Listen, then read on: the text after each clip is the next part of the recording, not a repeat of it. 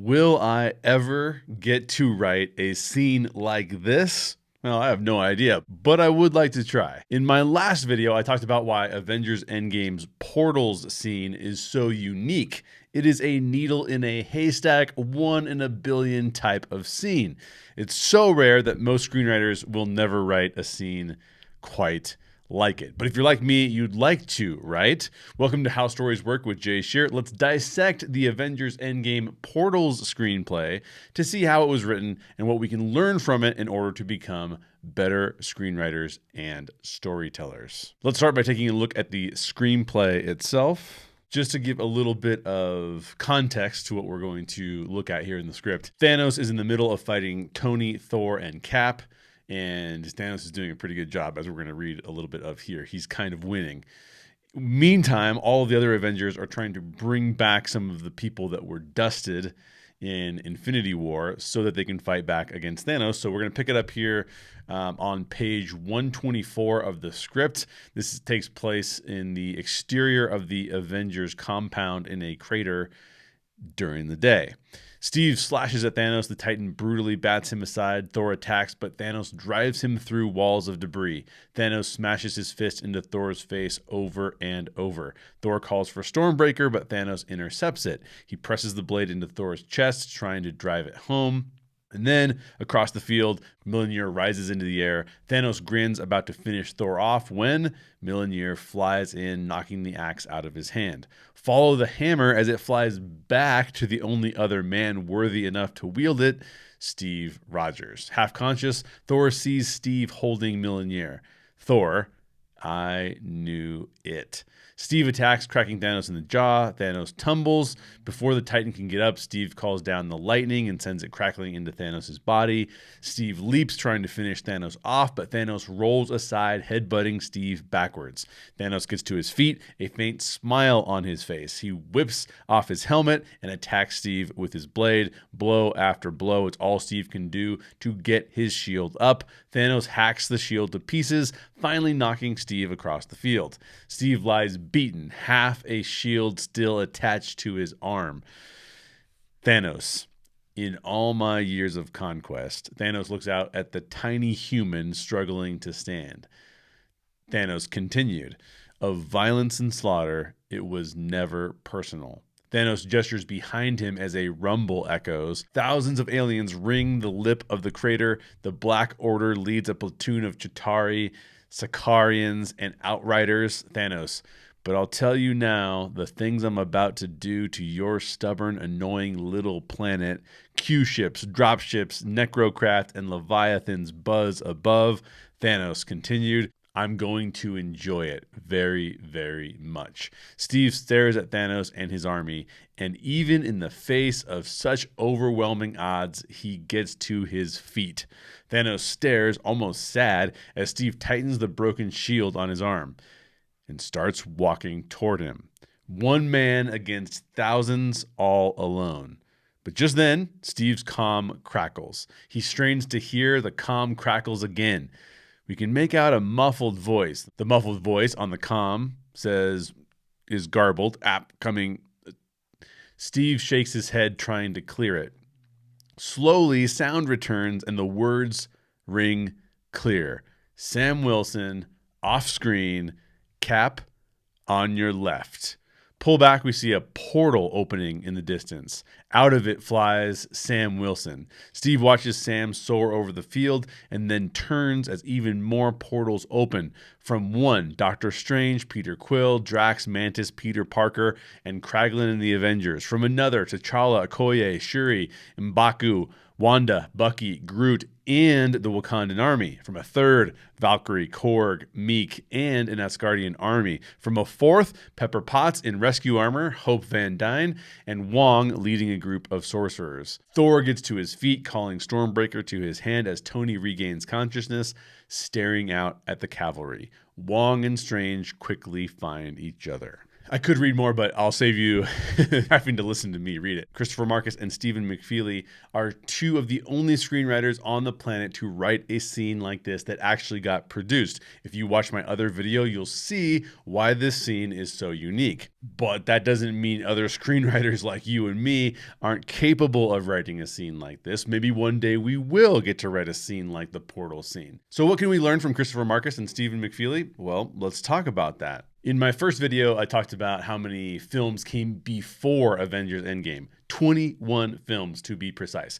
This is the 22nd film in the MCU. All of those films were leading up to Avengers Endgame. The critical importance of foreshadowing and understanding where the characters are in their arcs is essential to being able to write a scene like this. Let's go back through some of the other films to showcase why some of these moments are so powerful in this portal scene. So the first is that Captain America, after getting pummeled by Thanos, stands back up. It harkens all the way back to Captain America, the first Avenger, when Steve would get back up after being bullied. Now, in the script itself, they make a point to draw attention to that particular moment. It happens right here. After Thanos has hacked his shield apart, you'll notice this line. It's a really important line. Steve stares at Thanos and his army.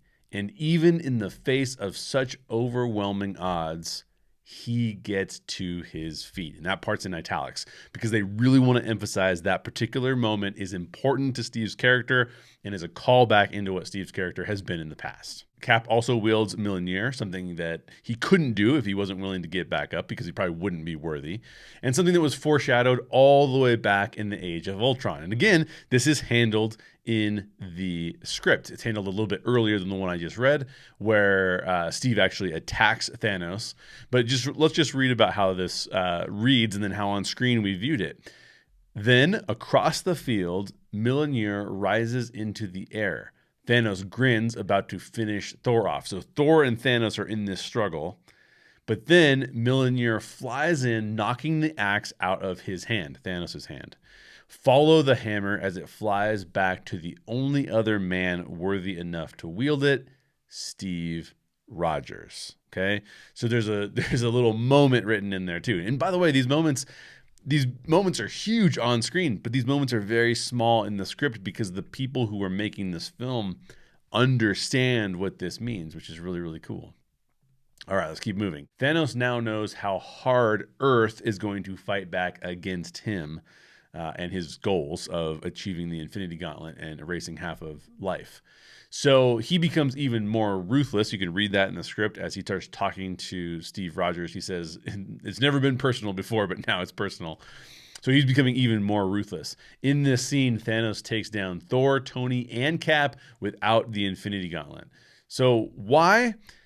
A key moment of writing and the storytelling here is that Markus and McFeely are upping the stakes. Thanos is even more dangerous than he was in Infinity War because now it's not just about doing something because he believes it's a good idea. It's also a little bit more about crushing Earth underneath his foot because they're so annoying. Now, one of the most powerful moments in this script is when Sam radios Steve.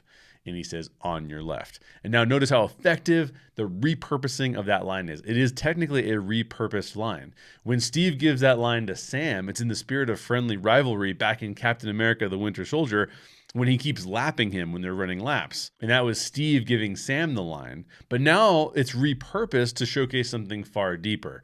When Sam says, on your left to Cap, it actually has some...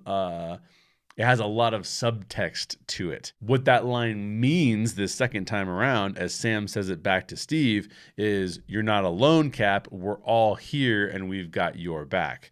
And that may be one of the best lines in the MCU. It's largely that way because of the subtext. If Sam had just said to Steve, hey, buddy, we've got your back, that would have been powerful, but being able to draw back a line that we know is used in a different context and repurposing it is even stronger. Now, perhaps the culmination of the MCU up until this point, in the script, Steve Rogers says, Avengers Assemble. It is a perfect callback to the comic books upon which these stories are based, when that's what Steve would say to get the Avengers together to go into battle. Now, it's interesting how this line is delivered. It's not mentioned in the script, particularly how the line is supposed to be delivered. Sometimes you can indicate in a script how the line is supposed to be delivered. It just says Avengers ...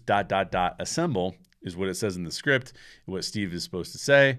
You'll notice that that is delivered in a fairly quiet way. He says Avengers powerfully, and then he kind of says more softly, assemble. In fact, most of them probably did not hear him say it. And that also adds a little bit more gravitas to it because he's not just yelling it out. It means something. It's coming from a place of like, now my friends are here. At least that's the way I took it. So good on the directors and good on Chris Evans for taking that line from the script and really making it something meaningful. They might have had multiple takes where he said it different ways too. We don't know. Now, very few scenes work without the context from the scenes around them, and their context within this bigger story in the MCU is huge. And Markus and McFeely know all of that. They know we saw a bunch of our favorite characters get dusted by Thanos in Infinity War. So the portal scene reintroduces those characters to us in a stunning fashion, just to when all hope seems lost. It's at the last minute. They all seem like they're going to die. And then all these portals start opening, right? We're fearing for Tony and Steve and Thor, and then the portals start opening. So the timing here is perfect. This is built into this moment because some of our favorite heroes, the strongest heroes of the bunch, are losing. And so this moment means more because everything is going to be lost if they aren't able to beat Thanos in this moment. And of course, they actually overcome him. Now, in the subsequent scenes, we also get to see Quill reunite with Gamora, and then one of my favorites is Tony reconnecting with Peter Parker. Those scenes get built on top of the portal scene to add additional emotional impact. We get to see those characters interacting. There's moments in the script where they talk about those characters interacting, and it just showcases that these characters care about one another, and seeing them dusted really devastated. Tony seeing Peter Parker get dusted was devastating. So then when Peter Parker comes up to Tony and starts telling him about random things, the Tony's last context was, this kid just died in front of me, and it was devastating. So he gives him a big hug. So what's the takeaway from this foreshadowing and understanding where every character is in their arc? Well, the takeaway is every payoff in this scene is built on the backs of previous character arcs and important plot points. So we as screenwriters need to know where our characters are at and be intimately familiar with how they would handle the situations they're thrown into. Tony Stark is not going to hug very many people very often, but he hugs Peter Parker because the scenario calls for it. And so something has to happen that causes Tony to feel that way. And that's certainly in the script. We also need to foreshadow what will happen in the future. So you'll notice that a little tiny moment from Age of Ultron when Cap goes to pick up Mjolnir and it kind of moves where everyone else it wouldn't move for, that's a foreshadowing of Cap being actually able to use Mjolnir in this film. Another big component of not only this screenplay, but screenplays that you and I would write as well, is writing the rising action. So we're writing the rising action. We've seen Steve Rogers get up before. We've seen Steve stand up for what's right before too. Why does it feel different here in Avengers Endgame? Because the stakes are so much higher. This isn't standing up to bullies, not that that isn't important, but it's bigger than that. It's not standing up to Hydra or Tony or even the full might of the US government. This is Steve Rogers standing up against the mad titan who's threatening Earth itself. So the insane thing about this is that Markus and McFeely are continuing the rising action even 21 films later, which is remarkable and very cool to see. Another part of the rising action is that we could have seen Cap lift Mjolnir in Civil War or Infinity War, but Kevin Feige and the screenwriting teams waited until it meant something even more profound. It doesn't feel like fan service here, and the reason it doesn't feel like fan service is because Cap needs that weapon to fight against Thanos, who just took out Thor and just took out Tony. So he needs Mjolnir to be able to fight against Thanos, and so this moment doesn't seem like fan service. It actually seems like it matters. One of the things I love about the portal scene is that it is basically a plot point 2 on steroids. If the Avengers fail, the portals never appear, and Thanos essentially wins. He's about to win against Thor and Steve and Tony, and if the portals didn't open, Thanos would win yet again. So the audience has sent this clear signal that Act 2 is over, and now we're flying ahead to a massive conclusion that will eventually resolve all of the 21 movies that have come before it in Avengers Endgame. We can use plot point 2 to be that level of importance as well. I also want to note, though, that the rising action is not continuous. The screenwriters, but even more so probably the directors, the Russo brothers, give the audience little beats to take in the significance of the moment. When you're reading the script, you don't see the writers put in like, oh, we wait a beat. But you'll notice how they use line spacing. Their line spacing will indicate that this is an important moment. They may emphasize something with italics, like when Steve gets up. Steve getting up is a moment that takes quite a bit of time on screen comparative to what we see in the script. They put italics to note to the directors, remember, when Steve gets back up, it means something different. It's not just him getting back up. It means this is part of his character, and he's getting up even in the face of these odds. So knowing where your characters are at and knowing that the rising action is still continuing and adding those, it doesn't have to be beat after beat after beat after beat of action. It can be these slower moments where the action takes longer so that we see Steve in light of this giant army around him, and we have to sit with that. What does it do? It increases the audience's anticipation and anxiety as they wait to see what comes next. So the key takeaway here is increasing the stakes throughout your script to capitalize on the audience's release of emotion is critical. Make sure that there's a rising action, basically meaning increasing the stakes, and higher moments of tension are built into the script all the way through. But don't be afraid to let some of those moments really sink in so the audience has to live in that emotion before it's resolved for them. That can be really, really, really effective. And finally, screenwriters need to consider and plan for moments. I need to do this myself. This is a reminder. Remember, every video I do is a reminder to myself. I'm studying this stuff so that we can get better as screenwriters. That's the reason I study these things. And the only reason I make videos is so that I can put it back into the world and hopefully help some other people with it. So finally, we need to consider and plan for moments. You'll note that in the screenplay, a lot of the portals scene and the scenes that happen around it, either before it or after it, are made up of epic moments. It's clear in the script that the directors will be focusing on these key moments because they'll electrify the audience. Now, that is very difficult to do with how many characters are on screen at this time. I highly recommend reading the Avengers Endgame script to see how all of those character moments are handled, because you can read the script and then watch how the directors filmed it, and it is pretty amazing. By the way, stay tuned to the end of this video because I am going to talk about one thing that's different from the script in the final movie that I found really fascinating. So the key takeaway for these moments is making sure your script has epic moments, particularly moments that are visually enthralling. Does something excite you? Well, then write it into the script in a visual way. Does something terrify you? Well, build up the suspension around that moment and tease the audience to increase their trepidation. The goal of the portal scene and the sequences that it's a part of is to delight the audience. As writers, we need to anticipate how to delight the audience and then write that into the script in a way that is easy for directors to interpret, but also easy for anyone who's reading the script to understand, like, that's a moment and we need to capitalize on it. For us, that may not mean understanding the 21 movies that came before the one we're writing, but we don't need 21 prior films to accomplish this goal. We can write all of this into a single film.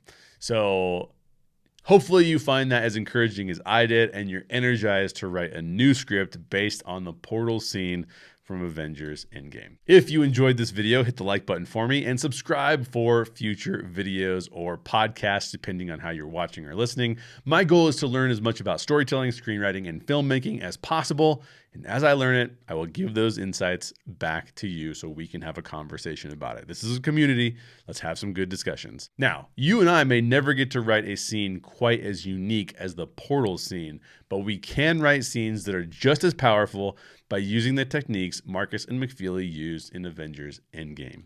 What other tips and tricks did I miss that you saw in the screenplay or maybe in your watching of the film? Let me know in the comments down below. And for that thing that I mentioned earlier about it's different from the movie than it is for the script, you'll notice that the script mentions the T'Challa and Okoye Shuri and the Wakandans showing up, that happens after Sam Wilson has flown out of the portal. If you watch the film, which you can watch the clip here on YouTube, watch my previous video, you can see it in there too. What you'll realize is that the first portal that opens, the first people that come out of the portal are T'Challa, Shuri, and Okoye. Now, I think that was a foreshadowing that T'Challa was going to lead the Avengers next. It was like, of all the heroes that come out of these portals, who's the one that comes out first? T'Challa. Why would T'Challa be important in that role? Probably because they were planning on him leading the Avengers. Now, granted, he couldn't do that because sadly, Chadwick Boseman, one of the coolest actors and seemingly one of the coolest people in Hollywood, unfortunately passed away. So RIP to Chadwick Boseman. We still miss him. But that would have been a pretty amazing thing to have happen. Thanks for watching this longer video about this particular screenplay, or listening on the audio version if you listened. Thanks for watching and or listening, and I'll see you on the next one. Bye.